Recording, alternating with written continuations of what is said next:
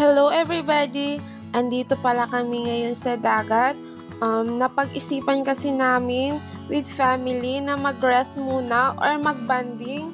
Deserve naman natin talagang magpahinga, lalo na pag napapagod. Ang saya-saya, diba? Habang nagbabantay ako, may dumadaan dito na airplane. Timing nga rin yung pagpunta namin dito kasi nga napakaganda talaga yung panahon. Habang nag-i-enjoy nga yung mga kids sa kakaligo, andito nga ako tumitingin sa mga isda.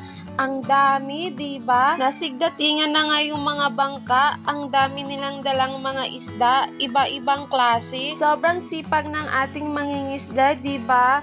Kanina pa kasi sila balik ng balik at may dala talaga silang mga isda. Habang naglalakad nga ako, nakita ko itong maliit na isda. Kawawa naman. At kung may time kayo, ipasyal nyo rin yung family nyo. Ibanding nyo po sila kasi paminsan lang naman